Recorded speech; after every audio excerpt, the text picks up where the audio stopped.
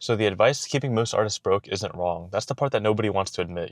Build a website, drive traffic, collect emails, nurture your audience. That's actually real advice. And that's why there's so many videos talking about it. And that's how actual businesses make money as well. The problem is that the advice was built for companies with like 5 people marketing teams and ad budgets. When you watch these videos, they kind of just hand that advice to you, but you're just one person with no business background and they give you that advice. Oh, here you go, just figure it out. The main advice that people give to artists is usually like, oh, create content to drive traffic, right? Because you probably have a Shopify store or some Wix website. But let's just talk about what driving traffic actually means. Driving traffic is actually like a very loaded term because it means that you have to learn a content platform from scratch and you have to figure out what makes someone stop scrolling. That's actually a whole career for some people to figure out content. And then your content ends up getting served to other artists and not buyers. Or people tell you to learn paid ads, which means learning Facebook Ads Manager, understanding how to target people, and having the money to burn in the first place. And big companies are spending millions of dollars figuring out how to do traffic, but the videos are asking you to build it between drawing sessions. And that's kind of the main disconnect I see from a lot of artists. And now let's talk about build a website, because build a website also sounds simple, but think about what that actually means, right? You have to pick a platform, buy a domain, and then choose a theme. And then you need to design product pages that actually sell, because most artists, as you know, they don't even know how to do this. Most artists just end up building a portfolio website because they graduated from art school and they don't know what it means to try to sell to someone random on the internet versus presenting their artwork to like a company to get them hired. No one ever told them that there was a difference, so artists naturally just build another portfolio website and they wonder why nobody buys from them. And artists also don't know how to set up checkout flows, shipping, payment processing. So just telling someone to build a website, you're essentially assigning them 5 jobs as well, right? Now you're a web designer, a copywriter, a store manager. And this whole time, before you're making any sales, you're paying $30 to $50 a month. So when artists watch these videos that give them advice that sounds genuinely good, they don't realize that you're just given like a 50-step business plan and you were told steps 1 and 50. And the thing is, art school taught you to be an employee at a studio, not run a business. But when those jobs are getting increasingly more competitive and they're the first ones to disappear, and now most artists are left to figure it out alone, nobody really updated the curriculum. So then you go online looking for answers and the advice you get,